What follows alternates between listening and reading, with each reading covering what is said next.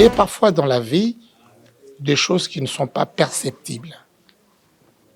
Des choses visuelles et celles qui sont non visuelles.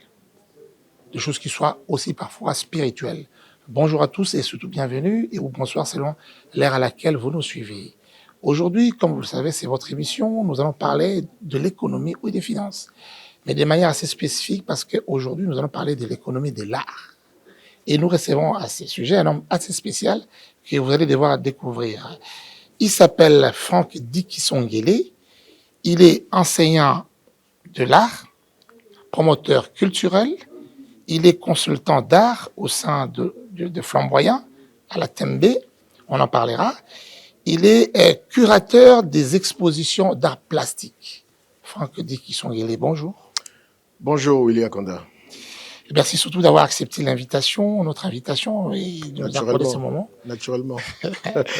Alors, Franck Dikisongele, nous parlons de l'industrie de l'art aujourd'hui. Nous parlons de l'art qui, parfois, la valeur n'est pas perceptible. Est-ce que ça rentre dans l'économie nationale? Est-ce que c'est quantifiable? Est-ce qu'on en donne l'importance? Est-ce que ça participe à l'économie nationale? D'abord, la première question, vous avez 45 minutes pour pouvoir vous expliquer. Coup d'envoi. Donc, vous avez vraiment 45 minutes pour convaincre, pour expliquer, parler de votre domaine, montrer que c'est important dans notre économie et dans notre vie nationale. Pourquoi vous avez choisi de l'art? Merci bien pour la question. Moi, choisir de l'art, d'abord, choisir de l'art. Bon, voilà, je sais pas. Voilà, on est artiste, on ne le devient pas. C'est vrai, on a choisi peut-être faire l'école des beaux-arts. L'école des beaux-arts pour que ça nous donne ces possibilités d'être formés, en fait.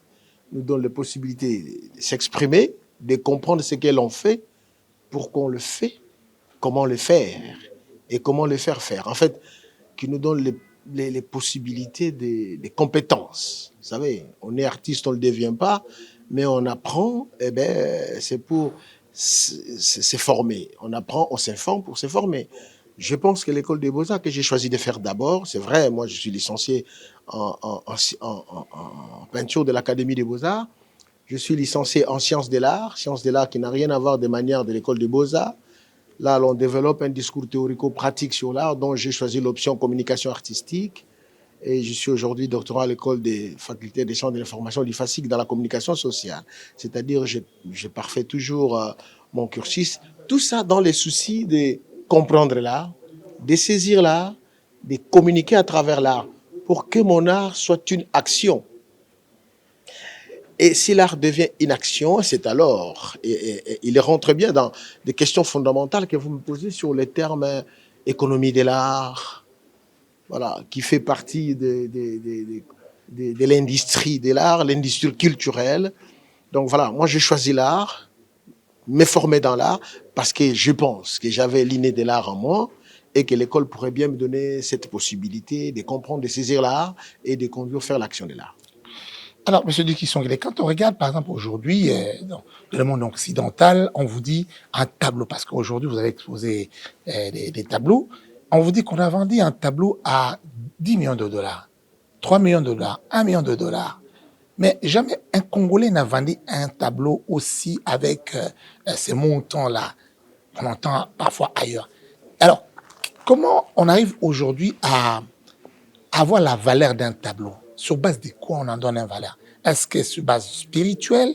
Est-ce que parce qu'il y a de la peinture qu'on a utilisée? Mais d'où ça vient cette valeur qu'on en donne à des objets d'art? Très bien, la question est fondamentale. Je voudrais d'abord faire savoir que l'art est global. Il ne faudrait pas voir l'art en l'homme artiste seul. Comment j'expliquerai que l'art est global? L'homme étant un individu vit dans une société, vit avec les autres. Les rapports sociétaux font en sorte qu'il a besoin de communiquer. Et toute société, une société qui s'organise à tous les niveaux économiques, les niveaux sociaux, les niveaux politiques et les niveaux culturels et que sais-je encore.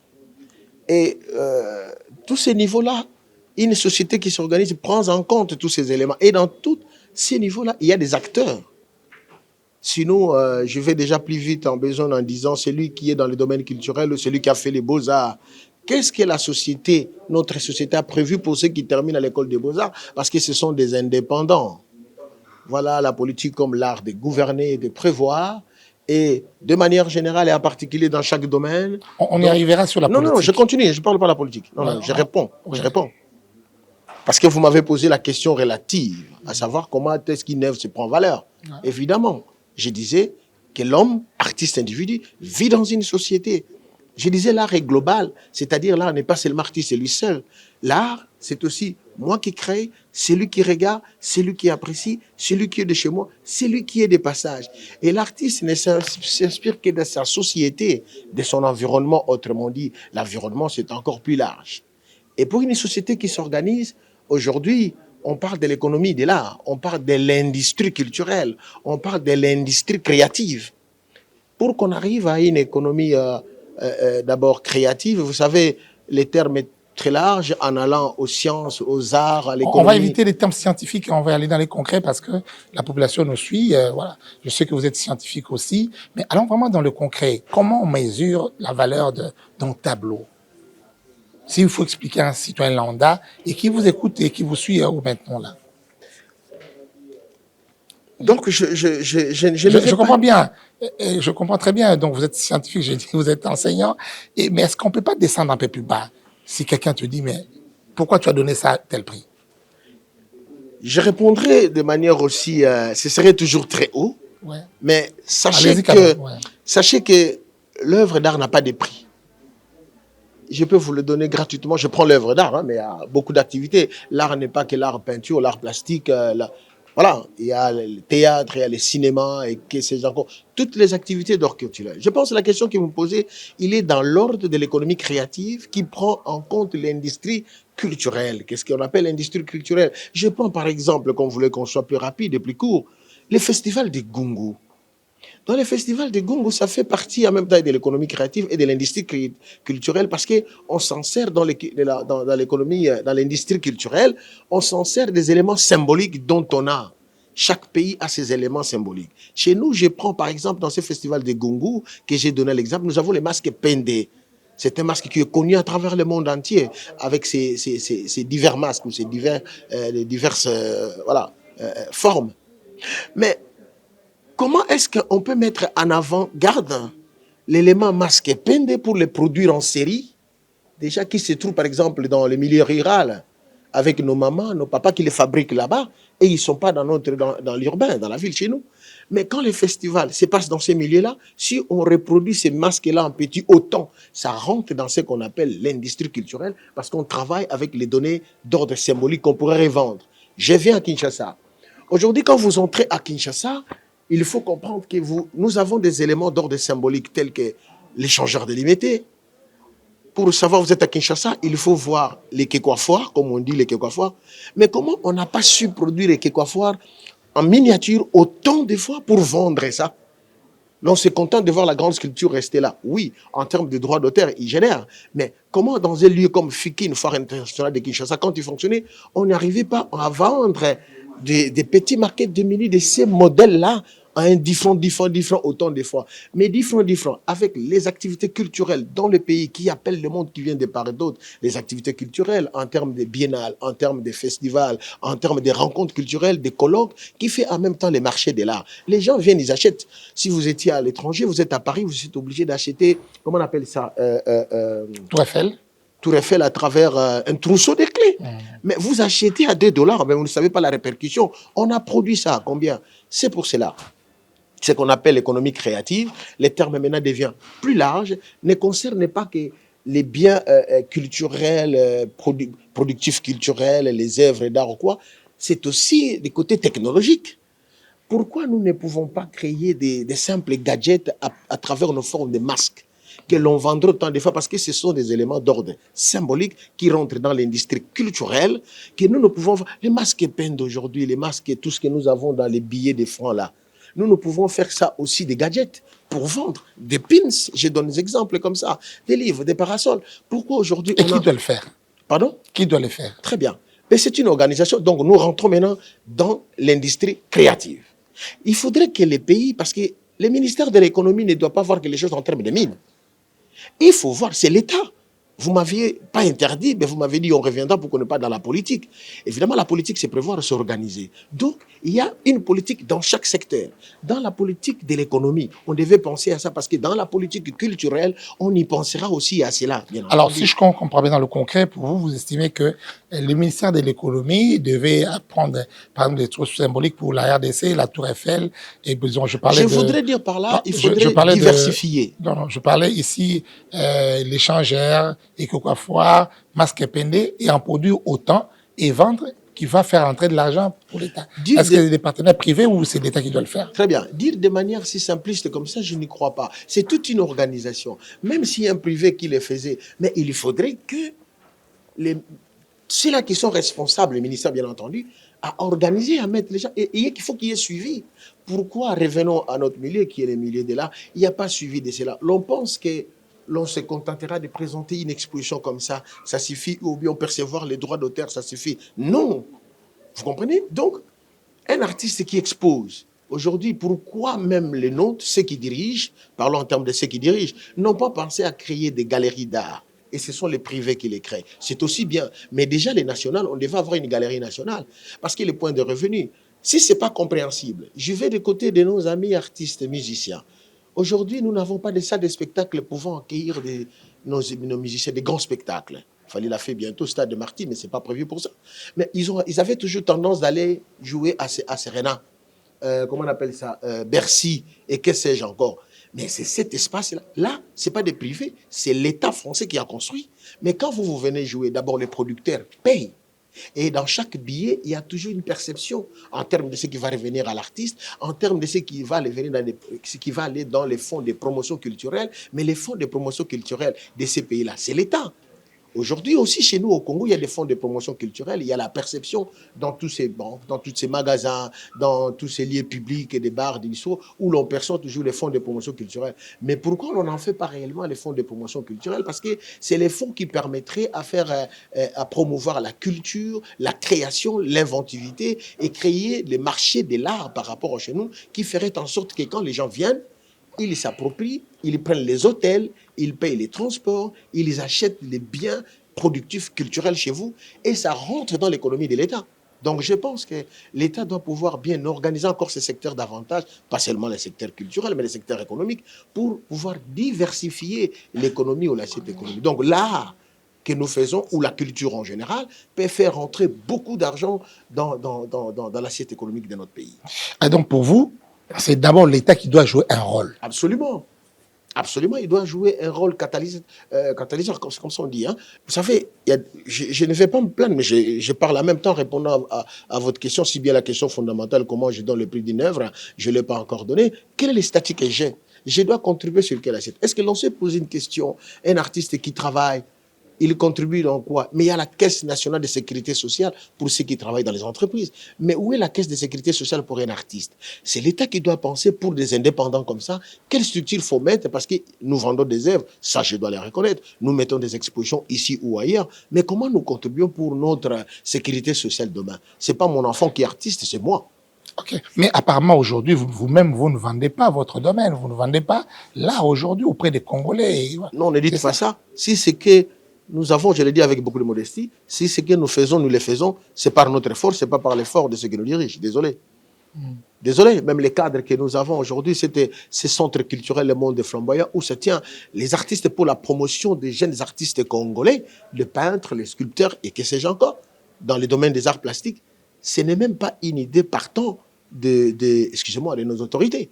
Ce sont ceux qui ont choisi la République démocratique du Congo comme leur espace de travail ou d'investissement. Ils répondent aux 3C de l'éthique, la contribution à partir de vos actions dans les pays où vous faites des affaires. Donc, ils respectent les principes de bon sens de l'éthique dans les 3C de l'éthique. Voilà. Voilà, j'ai dit, vous êtes beaucoup trop scientifique à parler de 3C et consort. Alors, nous, c'est vraiment je voulais répondre à la question, je ne vous roule pas. Je voulais répondre à la question, Ouais. comment vous arrivez à fixer les prix de l'œuvre. Je disais en partant que l'œuvre d'art ou l'œuvre spirituelle n'a pas de prix. Mais c'est vrai, j'utilise les matières. C'est vrai, j'utilise les matériaux. Mais j'utilise aussi mon intelligence. C'est l'intelligence qui n'a pas de prix. Et puis, il faut dire le parcours de l'artiste. L'art, déjà, c'est l'élitisme. Déjà, la notoriété qu'a revêtu l'art à travers le monde entier. Et quand on est artiste, on fait l'art, on ne met pas les prix parce qu'il faut mettre. C'est vrai, nous sommes dans notre contexte. Les prix, forcément, même celui de mon niveau, je le dis avec beaucoup de modestie, ailleurs, il ne vendra pas au prix que je vends ici. Donc, nous tenons su compte de notre pouvoir d'achat de l'intérieur. Mais on fixe l'œuvre d'art par rapport à l'estime que j'ai en face de mon œuvre, de ce que j'ai fait. L'estime est très subjectif en fait, voilà, est très subjectif. Et puis par après, c'est le point commun qu'on arrive avec celui qui veut acquérir l'œuvre. Si on s'entend, bon, on libère l'œuvre. À la fin, je dis, je vais vous appeler toujours à être beaucoup plus pragmatique parce que d'abord, vous êtes un homme d'art, donc vous êtes toujours dans l'esprit, donc dans le spirituel, si on peut le dire entre guillemets, parce que l'autre art, c'est un peu spirituel. Donc, on va vraiment aller dans le concret pour permettre aux Congolais de bien vous comprendre. Alors, aujourd'hui, quand vous regardez, vous allez dans le marché, moi-même j'ai essayé de parcourir certains endroits, le tableau commence à coûter de plus en plus cher au Congo. Pour quelle raison? Parce que l'art congolais prend son ascension de manière émulative, d'abord, il faut le dire.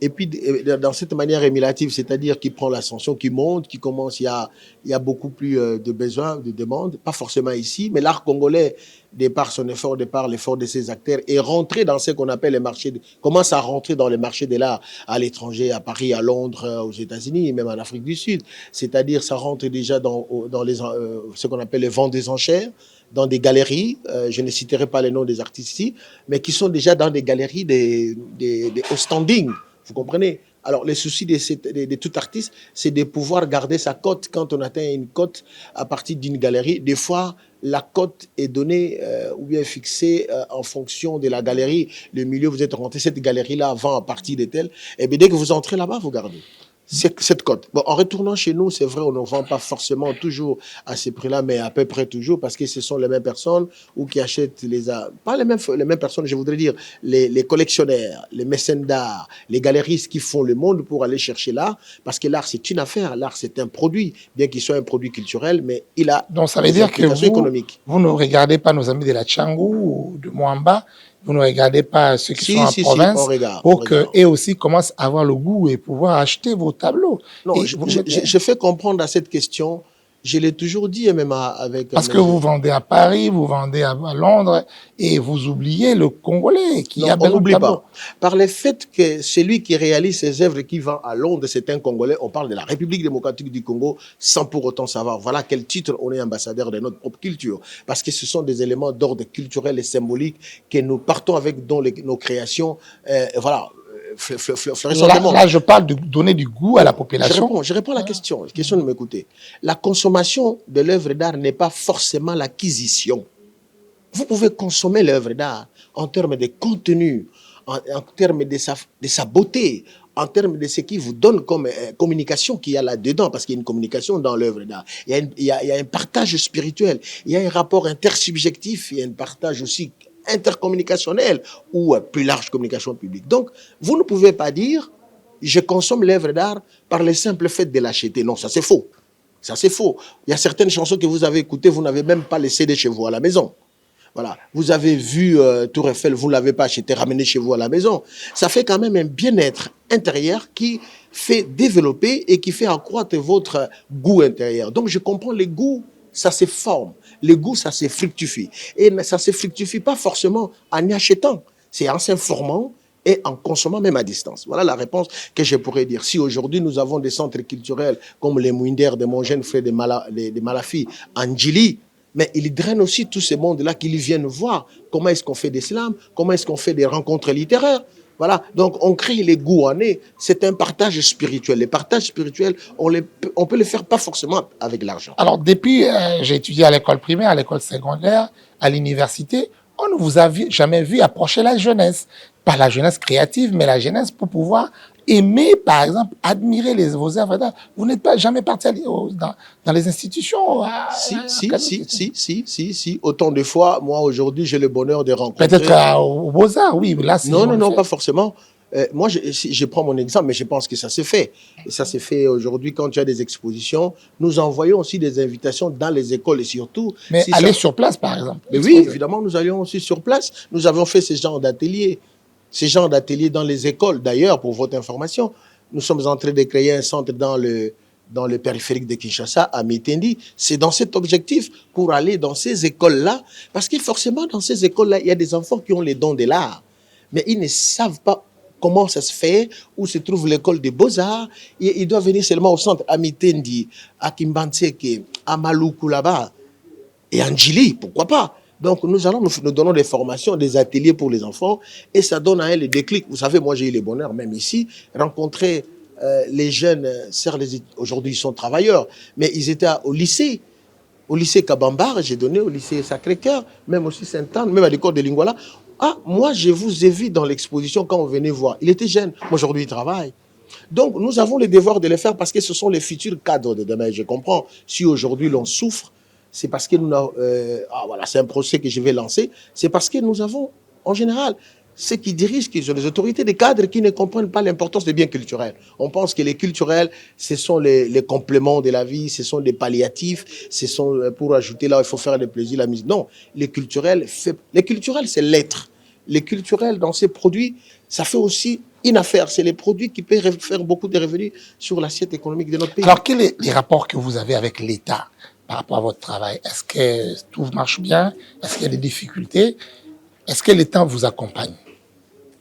Dire de manière générale nous accompagner, si je dis oui, je dis faux.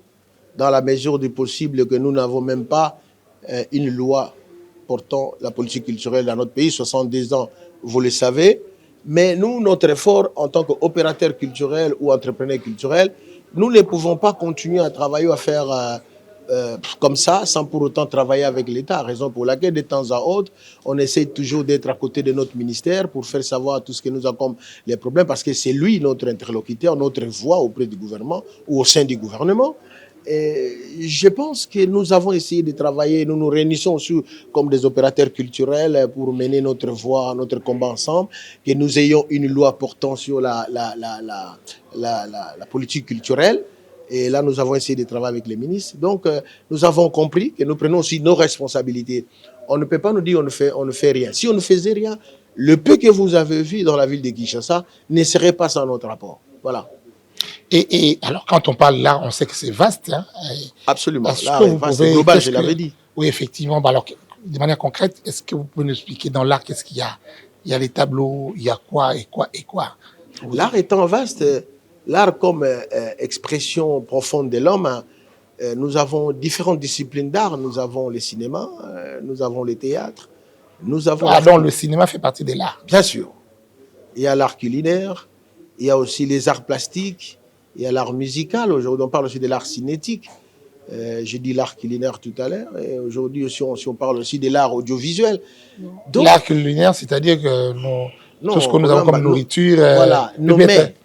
Quels sont les plats que nous créons à partir de nos produits qui sont en même temps culturels, mais nos produits agricoles. Voilà. Est-ce que doit-on toujours continuer à présenter Mfumba de la même manière? Doit-on toujours continuer à présenter la chikwang de la même manière ou les foufous? Moi, je vis dans la périphérie, je suis à Kinkole et je vois comment les gens viennent manger les mabokés. Les mabokés, par exemple. Est-ce que les liboké peut être vendu aussi? D'ailleurs, vous prenez un exemple extraordinaire. Est-ce que a-t-on déjà compris comment donner la valeur économique des liboké? Je vois, même les étrangers viennent, hein, donc c'est chaque week-end. Voilà, c'est vous qui les dites, hein, et je sais. Et ils viennent pour manger les liboké. Alors, avons-nous déjà pris... Vous savez, on peut même l'inscrire dans le patrimoine immatériel des liboké. Mais comme les autres ont fait inscrire les tchéboujen, pourquoi pas nous? Parce que les liboké, ça a été chanté. Mais oui, c'est bien de l'écouter, de l'entendre. Mais voilà maintenant comment, en diversifiant tout cela, il faut se rendre compte comment les liboké se vendent. À quel niveau le pas mener des liboké? Voilà, donc les liboké ne restent pas seulement à les manger, c'est fini. Non, ça a aussi une valeur symbolique. C'est ce qu'on appelle les valeurs symboliques dans l'industrie culturelle. C'est d'avoir une attention de cela et de savoir vendre ça avec tous les moyens, mettre une communication tout autour de liboké pour le vendre en valeur. Je réponds à la question de l'œuvre. C'est toute une communication que nous mettons aussi tout autour de notre œuvre d'art. Cette communication, c'est partant de la conception à la réalisation jusqu'à dans une salle d'exposition. La façon dont on présente l'œuvre d'art, tous les entrants et la valeur que j'avais dit tout à l'heure subjective, que l'on accorde à son œuvre, et ça donne aussi les... Je comprends que vous ne présentez pas assez bien votre métier. Comment ça? Je ne sais pas. Que voulez-vous que je dise? Donc, il fallait faire l'émission à Lingala? Nous, je ne dis pas que par rapport à cette émission, je parle de manière globale. Et si on n'est pas avec vous en émission, donc on ne peut pas comprendre votre métier. Comment ça? Non, je ne pense pas. Sinon, il n'y a pas d'intérêt aussi à vous qui regardez. Quel est l'intérêt que vous portez quand vous traversez le macadam? C'est par rapport à votre vie. Comment votre vie est en danger quand vous traversez le macadam? Est en danger face à un véhicule qui passe, mais qui est un bien pour la société, pour le développement, pour les transports. Donc, je pense que l'art, ça fait partie d'une vie, d'une société. Je l'ai dit aussi au début. Vous n'avez pas voulu que je continue dans ce sens-là. Donc, dans une société, sur le plan économique, sur le plan social, sur le plan militaire, sur le plan politique, sur le plan culturel, il faudrait qu'il y ait une prévoyance dans la politique générale de gérer une société, qu'il y ait des politiques dans chaque domaine pour que l'on sache qu'est-ce que l'on doit faire de la culture, qu'est-ce que l'on doit faire du social, qu'est-ce que l'on doit faire de la politique politique, qu'est-ce que l'on doit faire de l'économie, qu'est-ce que l'on doit faire de l'éducation. Et il y a les acteurs. Les acteurs, nous sommes dans le monde de la culture. Et donc, si on regarde bien sur le plan économique, aujourd'hui, là, et c'est bien encadré, peut faire rentrer beaucoup d'argent pour le pays. Absolument, des millions. Vous savez, les pays comme la France, il fait rentrer, ne serait-ce qu'en ce qui concerne les copies privées. Vous savez ce qu'on appelle copies privées, c'est-à-dire les flash disques, les téléphones, les appareils qui rentrent dans le pays en termes de milliards. Pas 4 milliards, pas demi, de 10 milliards. Je ne sais pas, en 2022, nous n'avons pas encore les statistiques qui fait rentrer, pour ne pas parler du Japon, parler des États-Unis, parler de la France ici, où l'habitude on a d'aller des temps à autres. Donc, si le pays est organisé, les mines n'est pas que, ou la mine n'est pas que les or, diamants et qui l'art, la culture, l'homme. Il faut savoir investir dans l'homme. Si on sait investir dans l'art, je prends un exemple. Aujourd'hui, nos musiciens qui partent se produire ailleurs, mais il faut rentrer des milliers de personnes dans une salle comme Arena, comme, je dis encore, comme ça, Bercy ou quoi. Mais combien de places? Tout piller, ça rapporte quelque chose à l'économie de ces pays-là. Et si nous avions nos salles à nous, merci, la dernière démonstration était faite avec Fali, mais c'est au stade de Martyr. Et personne n'a essayé de quantifier au plan économique ce concert-là, ça coûtait combien? Est-ce que ça, vous allez demander à l'artiste? Et comment les gens achetaient du carburant, voilà. Les gens font des mouvements, ils ont les transports, les mamans qui ont préparé à côté, des gens qui ont mangé. Et donc, ça fait vraiment voilà. Fait tourner les vendeurs ambulants. Très bien. Et c'est ce côté-là qu'on n'a pas regardé. Et à la fois, l'État, à la fois les particuliers n'ont pas su voir l'apport économique de ce concert de fête. Très bien, c'est ça qu'on appelle économie créative. C'est qu'on ne fait pas attention, les termes prennent encore plus large. Parce nous parlons d'un terme d'économie. Très bien. Donc, on ne le met pas dans l'économie. À ce moment-là, les termes n'est pas, quand on parle créative, on ne parle pas de cette créativité en termes de l'individu, mais en termes de processus. Ouais. Parce qu'il faut prendre en compte les mamans qui font les Thompson à côté de... Il y a eu concert au stade de Martyr. Les mamans qui font les Thompson, qui vendent des Thompson là, qui a plein de succès à Kinshasa. Combien ils en ont vendu à ce jour-là? Qui peut les quantifier? Et ces gens-là, qui ont vendu autant, cet argent est allé contribuer pour payer les enfants, les frais scolaires. D'autres, ils ont soigné les familles. Mais voyez, s'il n'y a pas eu ces concerts, de par ces concerts, le monde des gens qui est venu là, et en même temps, ils sont arrivés là, évidemment, je voulais dire, les transports, vous l'avez dit, la consommation en termes d'eau, en termes de boissons alcooliques, sucrées, tout ce que vous voulez, tout ça, en tout cas, vous n'allez pas demander à l'artiste d'organiser ça. C'est au ministère de l'économie d'organiser ça. Et le ministère de l'économie travaille en accord avec le ministère de l'Intérieur, avec le ministère de l'Éducation sociale, avec le ministère, voilà, avec le ministère de la Culture. Donc, ils ne doivent pas travailler de manière isolée, de manière toujours concertée. Donc, je reviens à dire, c'est la politique générale qui doit gérer. Aujourd'hui, vous voulez aller se produire en France, mais il faut prendre les visas. Les visas, ça se paye. Si vous amenez des artistes, les visas se prennent $70. Calculez fois 10, c'est 700 que vous faites rentrer déjà. Les séjours, l'hôtel, les transports. Vous allez payer encore la salle. Les producteurs ont payé la salle. Encore, il a payé l'assurance. Donc, si l'on organise bien le monde de la culture, de par l'industrie culturelle, il y a une bonne économie créative là-dedans. Le monde occidental a organisé certaines choses pour stimuler l'économie. Ils ont pris les fêtes des nativités du 25 décembre et aussi le changement d'année, le 1er janvier, pour pouvoir organiser des fêtes et stimuler l'économie. En RDC, c'était les fêtes du 30 juin que l'on organisait, on imposait aux entreprises de pouvoir organiser les fêtes, mais aussi la FICIN, la Foire internationale, c'était pour également stimuler l'économie nationale qui vivait donc des festivités de fin d'année. Il fallait donc qu'au milieu de l'année, qu'on puisse stimuler l'économie. Il appartient donc au gouvernement de savoir mettre un certain nombre de choses pour que l'économie nationale ne soit pas que montante à la fin de l'année. Monsieur Dicky Songuele, on est en train de nous approcher. On dit 45 minutes. Je sais que vous avez encore beaucoup à dire, mais je crois qu'il doit nous rester encore 10 minutes. Et pour vous, que doit-on faire maintenant là? Que doit-on faire pour stimuler l'économie nationale via l'art? C'est question de nous organiser davantage. Vous savez, il faut une performance. C'est vrai, l'on peut dire on est organisé, mais je pense qu'il faut augmenter la dose. Vous savez, la théorie d'augmentation est très importante dans chaque domaine. Je ne me contenterai pas de dire que je suis artiste Dicky Songuele et je me contente de peindre dans mon atelier. La théorie d'augmentation me permet de savoir quels sont les entrants qui rentrent dans mon travail, quels sont les rapports interdisciplinaires avec l'art, bien entendu la communication, l'économie, les sociales, la politique. Je ne dois pas faire l'art pour faire l'art, je dois faire l'art pour l'homme. À quoi mon action artistique participe dans le développement de ma société. La question s'y m'est posée, bah attention, je ne dois pas manquer la réponse. Donc je ne fais pas l'œuvre pour aller embellir toujours l'intérieur d'une maison. C'est pour participer à l'action de mon pays. Donc je pense qu'il est question de nous organiser. Si nous sommes organisés, il faut augmenter la dose. Et cette dose, en l'augmentant chaque domaine, donc dans chaque ministère ou dans chaque, que sais-je encore, domaine, que l'on puisse voir dans quelle autre manière de pouvoir augmenter, faire monter, comme vous l'avez dit vous-même tout à l'heure. Il ne faudrait pas toujours faire monter l'économie à la fin de l'année. Ça doit être un processus dont on doit y repenser tous les jours, raison pour laquelle... Donc, on doit favoriser, par exemple, l'organisation des concerts. On doit favoriser tout. On doit défavoriser rien. Rien. Vous savez, même les mamans qui vendent les pains sur le boulevard, c'est bien de les chasser, mais vous ne les organisez pas après. Vous les chassez, vous les envoyez où? Je vais prendre un exemple d'une économie créative des jeunes, parce qu'il faut prendre, on a dit, tous ceux qui sont dans la même les rurales. Regardez tous les jeunes qui sont tout autour des ronds-points qui pointent. Je pars de là pour arriver là. Mais c'est aussi un art, ils font les décors. Ils décorent des voitures. Mais on vient, on les chasse des fois. Mais pourquoi on ne penserait pas? Aujourd'hui, on a affecté ou désaffecté une grande place pour construire cette école, cette formation éducative, ces bâtiments-là.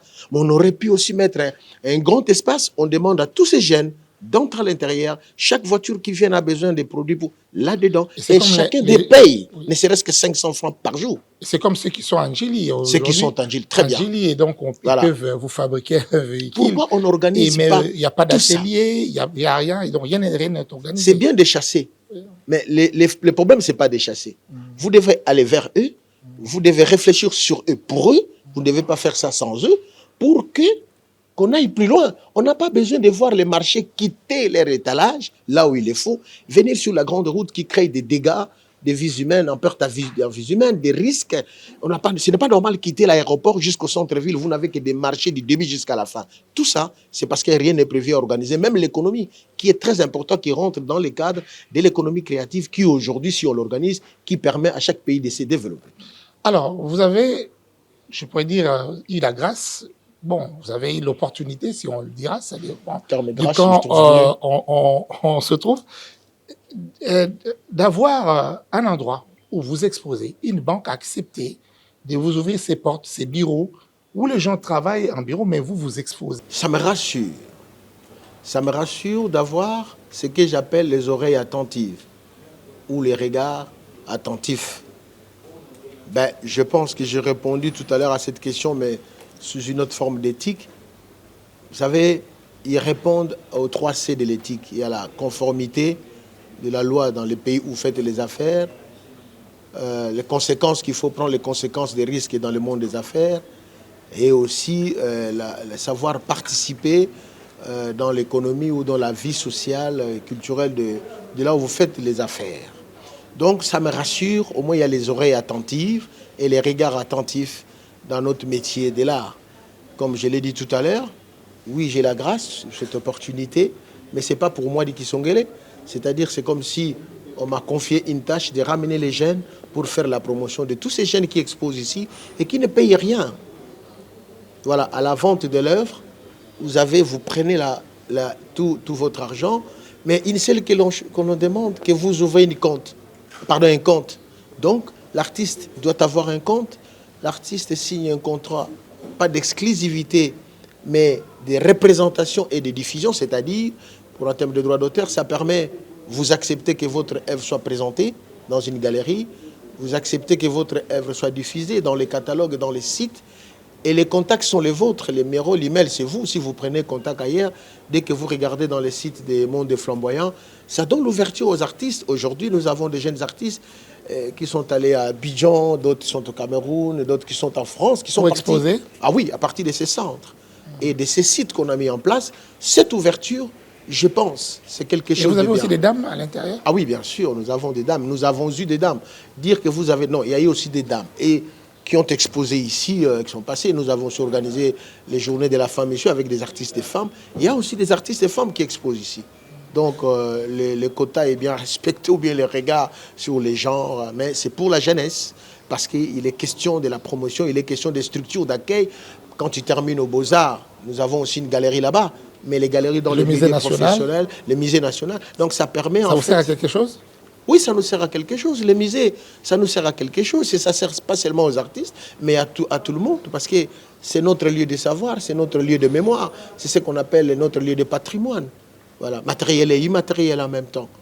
Donc nous pensons que les galeries, c'est trop important si l'on donne plus d'espace d'expression artistique pour que les artistes s'expriment, que ce soit pour les concerts, que ce soit pour les théâtres. Ce n'est pas normal dans une ville de Kinshasa.